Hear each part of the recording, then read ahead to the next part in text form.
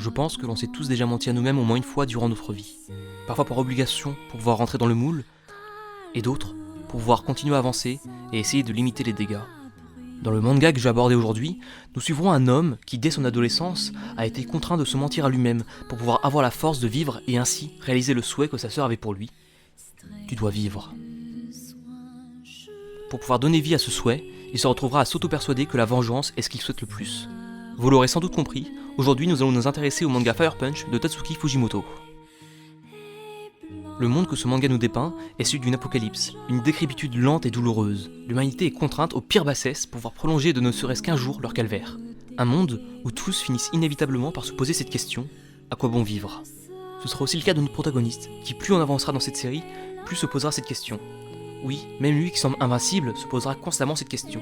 Même cet homme possédant un terrifiant pouvoir de régénération, le rendant presque immortel, même lui, qui doit bien être le seul en ce monde à ne pas sentir le froid, passera tout le manga à se briser, à s'effondrer, à tomber dans la folie.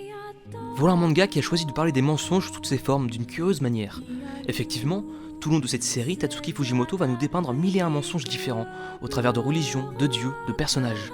Dans ce monde, chacun se ment à soi-même. Certains mentent pour accomplir un bien supérieur, d'autres commenceront à mentir pour être à la hauteur des espérances des personnes qui dépendent d'eux.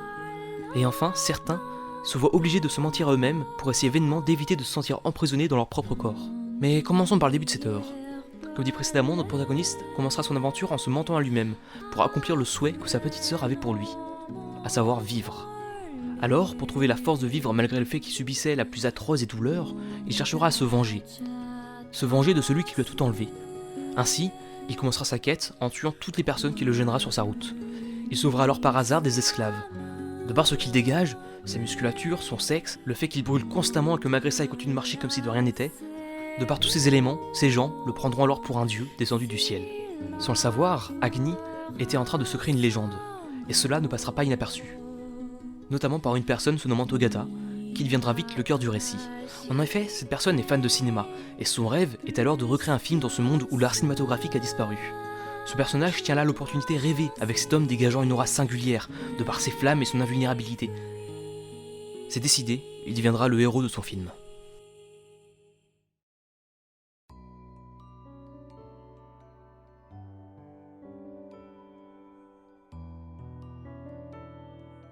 Ce qui est intéressant ici, c'est que Fujimoto va s'amuser à reproduire des plans cinématographiques dans son manga, en simulant par exemple un travelling avec son découpage.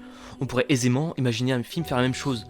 Le cinéma sert alors le propos de cette œuvre, en l'intégrant aussi bien dans sa narration, par exemple en voulant faire un film et en faisant de Agni un comédien qui se retrouvera à jouer des scènes dans le dit film à répéter devant la caméra, que dans sa mise en scène, avec par exemple ce travelling évoqué précédemment, ou encore en découpant de nombreuses cases avec un format similaire au 2.35, communément appelé scope standard. Ainsi, le mensonge prend à nouveau une forme supplémentaire dans son manga.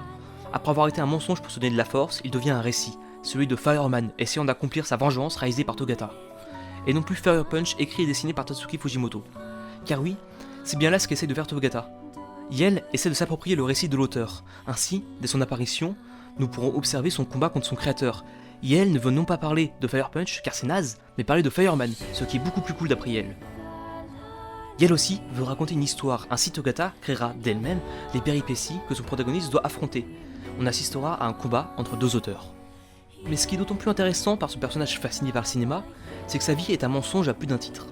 De par son âge, Yel commence à perdre sa mémoire, à se détacher, à oublier son soi originel, mais aussi et surtout, n'est pas à sa place dans son corps. En effet, Togata finira par se décrire comme cela. Je suis un homme, emprisonné dans un corps de femme.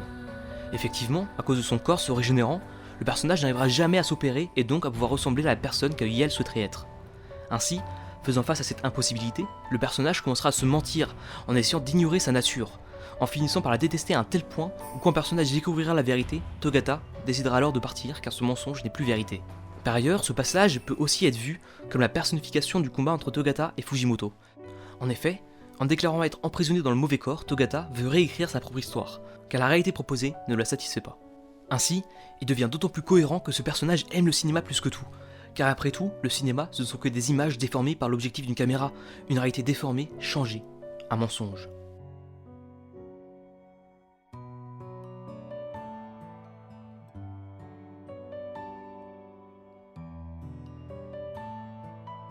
D'ailleurs, il est intéressant de parler de cinéma dans cette œuvre, car dans le cinéma, les acteurs interprètent un rôle, comme ici, avec tous les personnages principaux qui devront, à un moment donné, interpréter un rôle, même si celui-ci ne leur convient pas. Pour illustrer cela, revenons à Agni et au personnage de Judas. Tous deux, à un moment donné, se sont vus donner une place centrale dans une religion. L'une le fera pour satisfaire son père, qui d'ailleurs, tragiquement, demandera lors de son dernier souffle si Dieu lui a parlé, finissant ainsi par croire au mensonge qu'il avait lui-même créé pour pouvoir chercher un semblant de réconfort. Elle tiendra ainsi ce rôle, tel un acteur, pendant d'innombrables années. Quant à Agni, lui, il devra dans un premier temps interpréter un rôle lors du film de Togata, mais aussi tenir le rôle d'un dieu pour pouvoir combler les attentes de ceux qui le suivent, car eux aussi cherchent du réconfort. Ainsi, nos personnages, qu'ils soient prophètes ou dieux, tiendront ces rôles pour réconforter les gens. Le problème avec ces mensonges, c'est que petit à petit, ils ne font que faire sombrer notre protagoniste. Chaque mensonge le brise un peu plus, le menant de plus en plus au bord du précipice. Ainsi, perdu avec ses mensonges, il finira par accomplir sa vengeance de la manière la plus éloignée possible pour un héros qu'il devait incarner dans le film de Togata. Oui, même dans ce monde absurde, la vengeance n'apporte rien, si ce n'est du regret. On est bien loin d'une vengeance jouissive ou grandiose comme on peut les voir au cinéma ou encore dans la littérature. Ici, elle est misérable, sans panache. Suite à cela, notre héros ne supportera plus la vie, les mensonges ne faisant plus à le maintenir en vie. Il décidera alors de se donner la mort. C'est alors que Togata décidera de le sauver, en accomplissant le rôle de grande sœur que Agni lui avait attribué. Et encore une fois, les paroles d'un être cher entretiendront Agni en vie. Sauf qu'à ce moment précis, il perd son rôle. En effet, Togata était le réal de Fireman. Togata incarnait aussi bien le rôle de réalisateur de film que celui de réal de la vie de Agni. La vie de Agni tournait autour de ce rôle. Cette perte brisera à nouveau le protagoniste de notre histoire. Il devra alors se redéfinir, mentir une nouvelle fois pour avoir un nouveau rôle. Sauf que ce nouveau rôle, celui de frangin, il n'arrivera pas à l'assumer pleinement, comme tous ses rôles précédents d'ailleurs. Vivant sous la culpabilité, il essayera quotidiennement de se suicider tout en s'accrochant à la vie grâce au mensonge qu'il avait créé. Ainsi, ce mensonge l'entraînait à la fois vers la mort, mais aussi à s'accrocher à la vie. Ce paradoxe de plus dans sa vie, il l'entraînera alors à abandonner toute conscience et à devenir cette bête qui sommeille en lui, à savoir Fire Punch. Bien loin de tout ce que son culte s'est écrit comme image de leur dieu. Ainsi, la seule porte de sortie pour que notre protagoniste retrouve le bonheur, c'est Judas qui la trouvera. Elle lui fera vivre ce qu'elle a vécu, à savoir l'amnésie. Il pourra alors vivre un court moment au paradis, dans un cinéma qui ne projettera aucun film, un paradis factice. Le vrai paradis, lui, diffuse des films durant l'éternité. Pendant que Judas, elle, se retrouve à devoir à nouveau entretenir un rôle pour le bonheur de quelqu'un d'autre, l'amenant à une longue solitude insoutenable. Après d'innombrables milliers d'années, après la destruction de la Terre, il ne reste plus que Sun et Judas. Tous deux ont vécu bien trop longtemps pour se souvenir de qui ils étaient vraiment, quels étaient leurs rôles. Ils sont seuls, plus personne autour d'eux pour qu'ils aient à incarner un nouveau rôle. Ils peuvent maintenant, qu'ils se sont retrouvés, vivre un instant de bonheur. Certes court par rapport à cette longue attente, mais ils peuvent enfin arrêter ces rôles pleins de non-sens et se reposer.